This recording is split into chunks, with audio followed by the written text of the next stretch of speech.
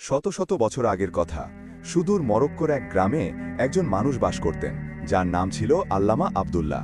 সেই নামটি নিছক কোনো পরিচয় ছিল না, তা ছিল ধার্মিকতা, সততা এবং জ্ঞানের এক প্রতিশব্দ। দূর দূরান্ত থেকে মানুষ তার কাছে আসত শুধুমাত্র একটি সৎ পরামর্শের আশায়। তিনি ছিলেন জীবন্ত এক ইবাদতখানা। সময় মতো নামাজ আদায় করতেন, রোজা রাখতেন, অভাবীদের দুহাত ভরে খয়রাত দান করতেন। তার জীবনের প্রতিটি মুহূর্ত ছিল হালাল রিজিক কামানো এবং সর্বদা সত্য বলার প্রতিজ্ঞায় আবদ্ধ। কেউ কখনো তাকে একটি মিথ্যা বলতে বা সামান্যতম খারাপ কাজ করতে দেখেনি। তিনি ছিলেন সেই বিরল মানুষ যার জীবন অন্যদের জন্য প্রেরণা জোগাত। কিন্তু একদিন আল্লামা আবদুল্লাহর সামনে এলো এক মারাত্মক ভুল ব্যাখ্যা। তিনি কোথায় যেন পড়লেন যে ব্যক্তি পৃথিবীতে একটি নেকি করবে সে দুনিয়াতে 10টি নেকি এবং পরকালে আখেরাতে 70টি নেকির সওয়াব পাবে। এই কথাটি পড়ে তার হৃদয়ের গভীরে লুকিয়ে থাকা এক দুর্বলতা, লোভ জাগ্রত হয়ে উঠল। তিনি সরলভাবে ভেবে নিলেন যে এর মানে হলো যদি কেউ একটি সৎকর্ম করে তবে তার বিনিময়ে দুনিয়াতে 10 টাকা এবং আখেরাতে 70 গুণ বেশি টাকা আলাদাভাবে মিলবে। এই মারাত্মক চিন্তাটি আসা মাত্রই তিনি ভাবলেন যে ছোট ছোট খয়রাত করে সেই বরকত ও সাবাবের হিসেব রাখা যায় না। তাই তিনি সিদ্ধান্ত নিলেন কেননা একবারে সব দান করে দেওয়া হোক এবং তার বদলে দুনিয়াতেই 10 গুণ বেশি টাকা পাওয়া যাক, আর সেই বিপুল অর্থ পেয়ে বাকি জীবনটা আরাম আয়েশে কাটানো হোক, সাথে পরকালে 70 গুণ বেশি সাবাব তো পাওয়া যাবেই। এই লোভনীয় চিন্তা আসা মাত্রই তার মনের শান্তি উড়ে গেল এবং রাতের ঘুম হারিয়ে গেল। এভাবেই শুরু হলো এক নেককার মানুষের জীবনে লোভের এক ভয়ানক যাত্রা। আল্লামা আবদুল্লাহর তখনও বিয়ে হয়নি এবং তার কোনো আপন আত্মীয়ও ছিল না। পিতার কাছ থেকে উত্তরাধিকার সূত্রে তিনি যে জমি পেয়েছিলেন, তিনি তার সেই সমস্ত জমি, গবাদি পশু এবং নিজের সমস্ত সম্পত্তি বিক্রি করে দিলেন। এই বিক্রির মাধ্যমে আল্লামা আবদুল্লাহ যে বিশাল অর্থ পেয়েছিলেন সে তা গরিব দুঃখী মানুষের মধ্যে বিলিয়ে দিতে শুরু করলেন। তার এই বিপুল দানশীলতার, সাখাওয়াতের খ্যাতি দূর দূরান্ত পর্যন্ত ছড়িয়ে পড়ল।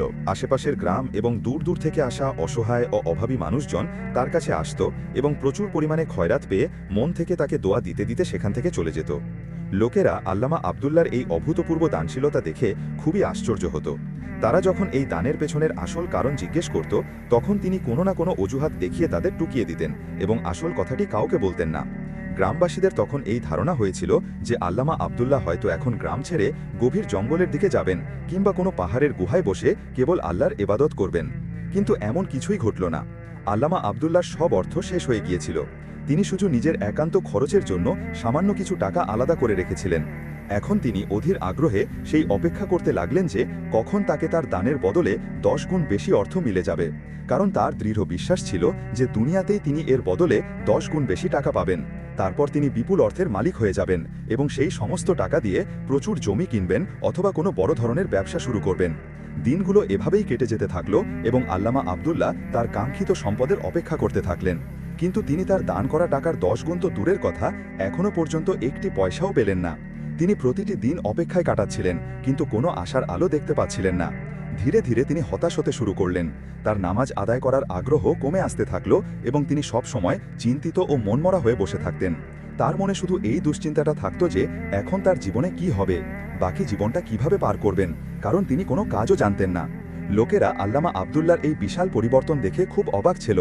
যখন লোকজন তাকে জিজ্ঞেস করত যে আপনি নামাজ পড়া এবং নেক কাজ করা কমিয়ে দিলেন কেন, তখন তিনি তাদের কোনো উত্তর না দিয়ে কেবল চুপ হয়ে যেতেন। একদিন তার কাছে এক অচেনা ব্যক্তি এলো এবং তাকে দেখে বলতে লাগলো যে ভাই, আমি তো আপনার দানশীলতা এবং আপনার পুণ্যের কথা শুনে অনেক দূর থেকে আপনাকে দেখতে এবং আপনার সাথে সাক্ষাৎ করতে এসেছিলাম, কিন্তু এখানে এসে আমার কাছে পরিষ্কার হলো যে আমি আপনার সম্পর্কে যা কিছু শুনেছিলাম তা বোধহয় ভুল ছিল। আসলে এর পেছনের কারণ কি? আল্লামা আবদুল্লাহ যখন এই কথাগুলি শুনলেন তো তিনি তার প্রশ্নটি এড়িয়ে গেলেন এবং অন্য প্রসঙ্গ নিয়ে কথা বলতে শুরু করলেন। কিছুক্ষণ পরে সেই অচেনা লোকটি সেখান থেকে চলে গেল। কিছুকাল পেরিয়ে যাওয়ার পর সেই অচেনা লোকটি তার কাছে আবার ফিরে এলো। তার বেশভূষা এবার কিছুটা অদ্ভুত ছিল। লম্বা সাদা দাড়ি, বড় বড় চুল ছিল তার, শরীর ছিল রোগা পাতলা এবং লম্বা। সে এসে সেই একই কথা বলতে শুরু করলো যে আল্লামা আবদুল্লাহ সাহেব, আমি তো আপনার নেকির আলোচনা শুনে এসেছিলাম। কিন্তু এবার আল্লামা আবদুল্লাহ তার কথাটি মাঝপথেই কেটে দিলেন এবং তাকে বলতে লাগলেন যে ভাই সাহেব, তোমার কি আর কোনো কাজ নেই যে তুমি এত লম্বা দূরত্বের পথ পেরিয়ে বারবার আমার কাছে চলে আসো? পৃথিবীতে আরও এমন অনেক মানুষ আছে যারা নামাজও পড়ে না, কিন্তু তোমার শুধু আমাকে নিয়েই এত চিন্তা কেন? তারপর সেই লোকটি যে নিজের নাম ইবলিস বলেছিল সে বলল যে ভাই, চিন্তার কোনো কারণ নেই, কারণ আপনি অত্যন্ত নেক মানুষ ছিলেন, এত নেক যে নিজের পূর্বপুরুষদের জমি বিক্রি করে আপনি গরিবদের মধ্যে খয়রাত করে দিলেন। লোকজনের তো এই ধারণা ছিল যে এখন আপনি আরও বেশি পুণ্য এবং আরও বেশি ইবাদত করবেন, কিন্তু এমন কিছুই দেখতে পেলাম না। উল্টো আপনার নামাজ এবং আপনার নেক কাজগুলিতে কমতি এসে গেল। এই ব্যাপারটা কি এবং এর কারণটাই বা কি? আমি তো এই রহস্যের সন্ধান করে তবেই শান্ত হব। এরপর আল্লামা আব্দুল্লাহ তাকে চোখ পাকিয়ে বললেন, যদি আমি তোমাকে না জানাতে চাই তো আমি যে কাজের সংকল্প করি তা করেই থাকি, আর দুনিয়ার কোনো শক্তি আমাকে সেই কাজ করা থেকে রোধ করতে পারে না। আর তুমি দেখে নিও যে আমি তোমার আসল পরিচয় বের করে তবেই ছাড়ব। সেই লোকটি রাগ নিয়ে বলল এবং তারপর সেখান থেকেই ফিরে গেল এবং আল্লামা আব্দুল্লাহকে হতভম্ব ও চিন্তিত অবস্থায় সেখানেই ফেলে গেল। আল্লামা আব্দুল্লাহ এই কথা ভেবে অবাক হচ্ছিলেন যে আসলে এই অচেনা লোকটির আমার জন্যই এত মাথা ব্যথা কেন, এবং আল্লামা আব্দুল্লাহ এই কথাগুলি ভুলে গেলেন। তার তো শুধু এই দুশ্চিন্তাটি ছিল যে তিনি আল্লাহর নামে যে খয়রাত করেছিলেন তার বদলে 10 গুণ বেশি টাকা কবে পাবেন। একদিন খুব জোরে বৃষ্টি হচ্ছিল এবং আকাশ জুড়ে মেঘ গর্জন করছিল এবং এমন মনে হচ্ছিল যে যেন আকাশ থেকে এখনই বিদ্যুৎ পড়বে। কালো মেঘ এত বেশি ছেয়ে গিয়েছিল যে দিনের বেলাতেই যেন রাত হয়ে গিয়েছিল। ঠিক সেই মুহূর্তে ইবলিস নিজের গাধার পিঠে বৃষ্টিতে ভিজতে ভিজতে কোথা থেকে যেন এলো এবং আল্লামা আব্দুল্লাহর দরজা জোরে জোরে আঘাত করতে লাগলো। আল্লামা আব্দুল্লাহ ভাবলেন যে এত বৃষ্টির মধ্যে এই কোন বিপদে সে হাজির হলো। তিনি দৌড়ে গেলেন এবং দরজাটি খুলে দিলেন। তিনি ইবলিসের এই অবস্থা দেখে খুব অবাক হলেন। তার পরনের কাপড় ছেঁড়া, দাড়ি বড় হয়ে গিয়েছে। আল্লামা আব্দুল্লাহ অবাক হয়ে জিজ্ঞেস করলেন, তুমি আর এই করুণ অবস্থায় তুমি এখানে কিভাবে? সেই লোকটি বলতে লাগলো যে হ্যাঁ, আমি খুব গরিব হয়ে গিয়েছি এবং এখন এই দুনিয়ায় আমার আপন কেউ নেই, আর এখন আমি আপনার কাছে চলে এসেছি এবং এখন আপনার খেদমত সেবা করেই জীবনের বাকি অংশ আপনার সাথেই কাটাবো। আল্লামা আব্দুল্লাহ আশ্চর্য হয়ে বললেন, কিন্তু এখন আমার কাছে আর বেঁচেই বা কি আছে? তখন সেই অচেনা লোকটি বলতে লাগলো, আমার কোনো বেতন চাই না, শুধু আমি আপনার সাথে থাকতে চাই, আমি কেবল আপনার খেদমত করতে চাই। আপনি চাইলে আমাকে কিছু দিন বা না দিন, আপনি চাইলেও আমাকে রুটিও না দিতে পারেন। ইবলিস এমনভাবে বলল যে আল্লামা আব্দুল্লাহ তাকে নিজের কাছে রাখতে সম্মত হলেন। তারপর ইবলিস বেশ কিছুদিন ধরে আল্লামা আব্দুল্লাহর খেদমত করতে থাকল। সে তার ঘরের সমস্ত কাজ করত, তার হাত পা টিপে দিত, জঙ্গল থেকে কাঠ কেটে আনত, সংক্ষেপে সব ধরনের কাজই করত। আল্লামা আব্দুল্লাহ তার উপর খুবই খুশি ছিলেন যে তিনি বিনামূল্যে একজন কর্মচারী পেয়ে গেলেন। একদিন আল্লামা আব্দুল্লাহ তাকে বলতে লাগলেন যে ইবলিস, আমি তোমার সাথে খুব গুরুত্বপূর্ণ একটি কথা বলতে চাই। ইবলিস তো এই কথাটির অপেক্ষাতেই ছিল। তার ধারণা ছিল যে এখন আল্লামা আব্দুল্লাহ তাকে নিজের সমস্ত সম্পদ খয়রাত করার আসল রহস্য জানিয়ে দেবেন। তারপর ইবলিস জিজ্ঞেস করল যে কেমন কথা? কিন্তু আল্লামা আব্দুল্লাহ বলতে লাগলেন যে কথাটি হলো যে আমার কাছে সমস্ত সম্পদ শেষ হয়ে গিয়েছে, আমার কাছে এত টাকাও নেই যা দিয়ে আমি একবেলার খাবার কিনতে পারি। সুতরাং আমি তোমাকে পরামর্শ দিচ্ছি যে তুমি অন্য কোনো থাকার জায়গা খুঁজে নাও। আমার কি হবে? আমার তো কোনো না কোনোভাবে দিন কেটে যাবে, আমার কারণে তুমি কষ্ট কেন করবে? এই কথা শুনে ইবলিস হতাশ হয়ে গেল এবং বলল, আল্লামা আব্দুল্লাহ সাহেব, আমি আপনার খেদমত কোনো ধরনের লোভে করিনি এবং নাই আমি আপনার কাছ থেকে কোনো সুবিধা নিতে চেয়েছিলাম, বরং আমি সব পরিস্থিতিতে আপনার পাশে থাকার প্রতিশ্রুতি দিয়েছিলাম। তাই আমি সব অবস্থায় আমার প্রতিশ্রুতি রক্ষা করব। কিন্তু আমাকে একটি কথা জানিয়ে দিন যে আপনি আপনার বাপ দাদার সম্পত্তি খয়রাতে কেন দান করেছিলেন এবং এত বড় পুণ্যের কাজ করার পরেও নামাজ সহ বাকি নেক কাজ কেন ছেড়ে দিলেন? আল্লামা আব্দুল্লাহ এই কথা শুনে হতবাক হয়ে গেলেন এবং বলতে লাগলেন, আমি তো ভেবেছিলাম যে এতদিন পেরিয়ে যাওয়ায় তুমি এই কথা ভুলে গিয়েছ। এমন গুরুত্বপূর্ণ কথাও কি কেউ ভুলতে পারে?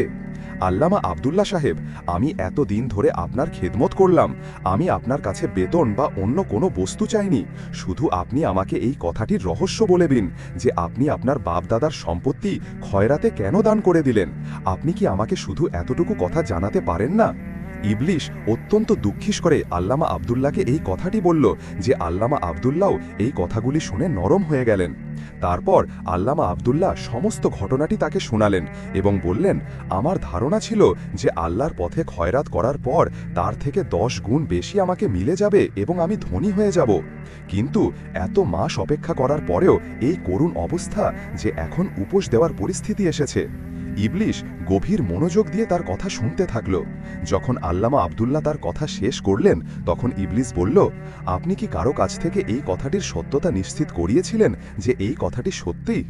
আল্লামা আব্দুল্লাহ বলতে লাগলেন, জি হ্যাঁ, আমি শহরের বড় মৌলবীর কাছে গিয়ে এই কথাটি জানতে চেয়েছিলাম এবং তিনি আমাকে বলেছিলেন যে এই কথাটি শতভাগ সঠিক। কিন্তু এখন আমার জানা হলো যে এই কথাটি মিথ্যা ছিল। আল্লামা আব্দুল্লাহ বললেন। তারপর ইবলিস তার চোখের দিকে তাকিয়ে বলল, আপনার খুব বড় ভুল হয়ে গিয়েছে। কেমন ভুল? আল্লামা আব্দুল্লাহ চোখ পাকিয়ে বললেন। তখন ইবলিস বলতে লাগলো যে, আমার মানে হলো যে যদি আপনি আল্লাহর নামের বদলে শয়তানের নামে এই খয়রাত করতেন তবে আপনি 10 নয় বরং 20 গুণ বেশি পেতেন। কি বললে তুমি হতভাগা? আল্লামা আব্দুল্লাহ রাগ নিয়ে চিৎকার করে বললেন।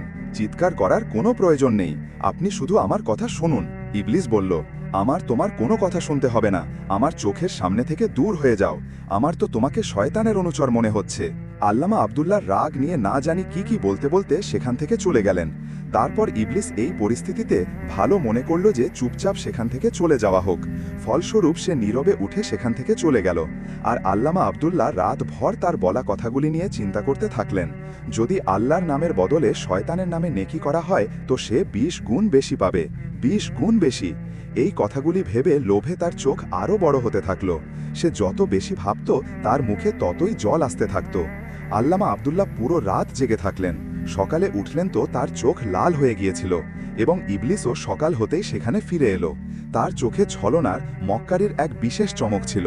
ইবলিস যে আসলে এক শয়তান ছিল এবং সে আল্লামা আব্দুল্লাহর মনে লোভ ঢুকিয়ে দিয়েছিল এবং তার পুণ্যগুলিকে নষ্ট করে দিয়েছিল। আল্লামা আব্দুল্লাহ তার মিষ্টি কথায় ফুসলে গেলেন এবং তিনি পাপ করে নিজের নেকিগুলি হারিয়ে ফেললেন। ইবলিস মাথা নিচু করে দাঁড়িয়েছিল। আল্লামা আব্দুল্লাহ তাকে নিজের কাছে ডাকলেন। তারপর ইবলিস বলতে লাগলো যে, আল্লামা আব্দুল্লাহ সাহেব, আমার পরামর্শটি মেনে নিন। শয়তানের নামে বেশি না হলেও সামান্য কিছু টাকা খরচ করে দেখুন। যদি আমার কথা মিথ্যা হয় তো নিঃসন্দেহে আমার প্রাণ নিয়ে নিতে পারেন। তাদের দুজনের মধ্যে তখনও এই কথা হচ্ছিল যে হঠাৎ সেখান দিয়ে একজন ফকির যাচ্ছিল এবং বলতে লাগলো যে, বাবা, আল্লাহর নামে 1 টাকা দিন, আল্লাহ আপনার ভালো করবেন। আল্লামা আব্দুল্লাহ এটা শুনে উঠলেন এবং দরজার কাছে গেলেন। তিনি ফকিরকে ডেকে বললেন যে, আল্লাহর নামের বদলে যদি তুমি শয়তানের নামে চাও তো তোমাকে 1 টাকা দেব। ফকির এই কথা শুনে সাথে সাথে বলল যে, ঠিক আছে, শয়তানের নামেই দিয়ে দিন। তারপর আল্লামা আব্দুল্লাহ দ্রুত তাকে 1 টাকা দিয়ে দিলেন। ফকির এটি দেখে হতবাক হয়ে গেল এবং আল্লামা আব্দুল্লাহকে দেখতে দেখতে সেখান থেকে চলে গেল। তারপর আল্লামা আব্দুল্লাহ ইবলিসের কাছে ফিরে এসে বললেন, আমি তোমার কথা মেনে নিয়েছি, এখন আমাকে বলো যে আমাকে 1 টাকার বদলে 20 গুণ বেশি কখন এবং কিভাবে মিলবে। তখন ইবলিস বলতে লাগলো যে, আপনি শয়তানের নামে খয়রাত করেছেন, আপনাকে বেশি সময় অপেক্ষা করতে হবে না এবং নাই আপনাকে হতাশ হতে হবে। কাল সকালেই আপনি পাহাড়ের উপর যাবেন এবং সেখানে একটি পিপল অর্থাৎ অশ্বত্থের বিশাল গাছ আছে, তার পাশ থেকে একটি পাথর সরিয়ে নিচ থেকে 20 টাকা বের করে নেবেন। যদি আমার কথা মিথ্যা হয় তো আমি আপনাকে বলেছি যে যদি এই কথাটি মিথ্যা হয় তো আপনি আমাকে প্রাণে মেরে ফেলবেন। আল্লামা আব্দুল্লাহ তার কথা শুনে আশ্বস্ত হয়ে গেলেন এবং তিনি অস্থিরভাবে পুরো রাত সকাল হওয়ার অপেক্ষা করতে থাকলেন। যখন সকাল হলো তো তিনি দ্রুত দৌড়াতে দৌড়াতে পাহাড়ের দিকে গেলেন। সেখানে পৌঁছে তিনি দেখলেন যে পিপলের গাছের কাছেই একটি বড় পাথর রাখা আছে।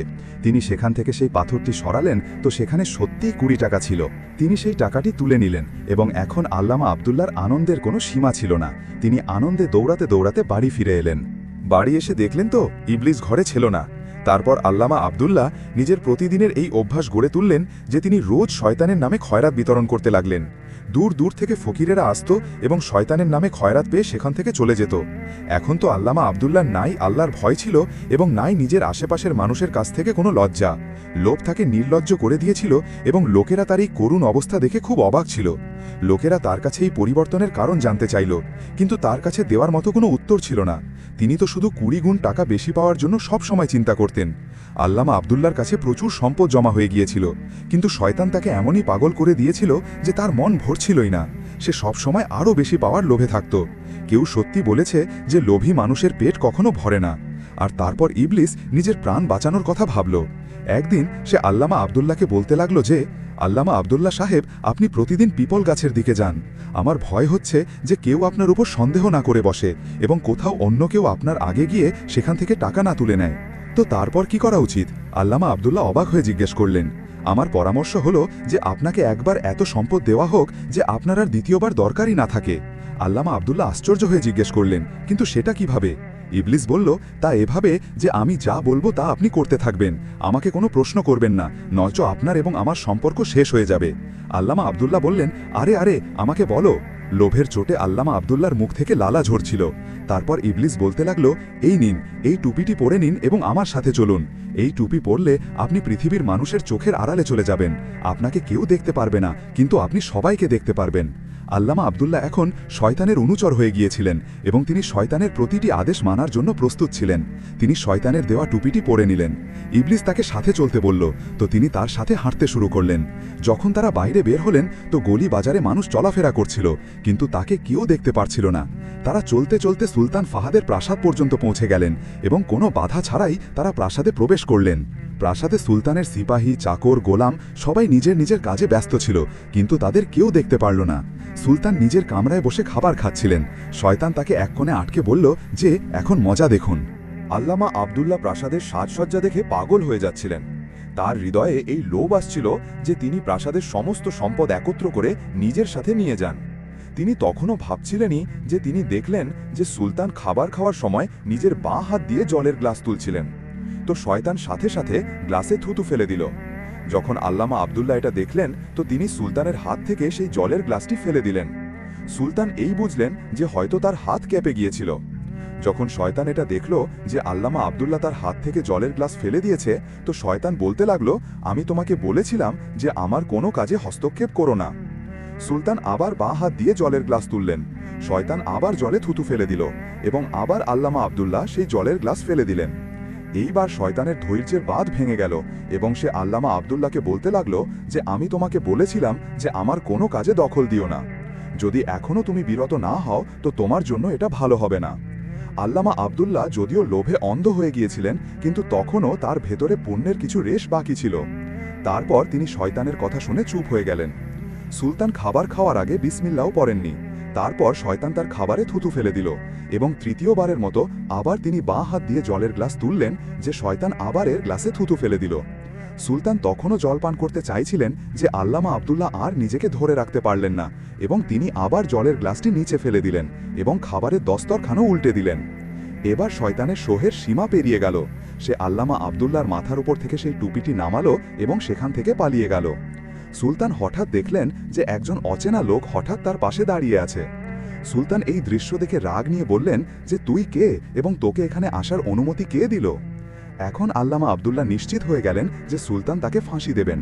তিনি ভয়ে ভয়ে সুলতানকে বললেন, সুলতান ফাহাদ সালামাত, যদি প্রাণের নিরাপত্তা চান তো সত্যি সত্যি বলবো। সুলতান বললেন, বলো এবং সত্যি সত্যি বলো। এবং তারপর আল্লামা আব্দুল্লাহ তার খয়রাতের ঘটনা এবং শয়তানের ইবলিস রূপে আসা শুরু থেকে শেষ পর্যন্ত সমস্ত ঘটনা সুলতানকে শোনালেন। আল্লামা আব্দুল্লাহ বললেন যে আপনি 3 বারই গ্লাসটি বাঁ হাতে ধরেছিলেন এবং 3 বারই শয়তান তাতে থুতু ফেলে দিয়েছিল এবং আপনি খাবার খাওয়ার আগে বিসমিল্লাও পড়েননি, তাই সে আপনার খাবারেও থুতু ফেলে দিয়েছিল। আমি 3 বারই আপনার হাত থেকে সেই গ্লাসটি ফেলে দিলাম এবং আপনার খাবারকেও উল্টে দিলাম। আল্লামা আব্দুল্লাহ বলতে লাগলেন, সুলতান ফাহাদ সালামাত, আমি চাইনি যে আপনি শয়তানের থুতু দেওয়া জল পান করুন এবং এই এমন নোংরা খাবার খান। যখন সুলতান আল্লামা আব্দুল্লাহর এই সব কথা শুনলেন তো তিনি আল্লামা আব্দুল্লাহর এই পুণ্যের কাজ দেখে খুব খুশি হলেন। সুলতান তাকে পরের দিন রাজদরবারে আসতে বললেন। যখন পরের দিন আল্লামা আব্দুল্লাহ দরবারে উপস্থিত হলেন তো সুলতান তাকে প্রচুর অর্থ সম্পদ দিয়ে ধনী করে দিলেন এবং অনেক পুরস্কারে ভূষিত করলেন। আর আল্লামা আব্দুল্লাহ সুলতানকে বলতে লাগলেন, লোভ একটি খারাপ বালা এবং আল্লাহ নিজের ওয়াদা অবশ্যই পূরণ করেন। যদি কোনো মানুষকে তার পুণ্যের বদলা দুনিয়াতে না মেলে তো তাকে পরকালে তার সওয়াব অবশ্যই মিলবে এবং কোনো মানুষের লোভ করা উচিত নয়, কারণ লোভের বিনিময়ে মানুষকে লজ্জা পেতে হয়।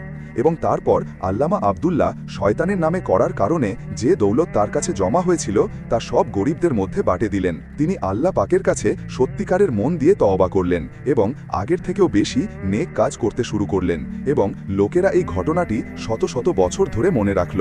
প্রিয় বন্ধুরা, আশা করি এই ভিডিওটি আপনাদের পছন্দ হয়েছে। যদি ভিডিওটি ভালো লেগে থাকে তো মন্তব্যগুলিতে আপনার মতামত অবশ্যই জানাবেন। আমাদের ইসলামিক ভয়েস বাংলা চ্যানেলটি সাবস্ক্রাইব করে দেবেন। ভিডিও দেখার জন্য অনেক অনেক ধন্যবাদ।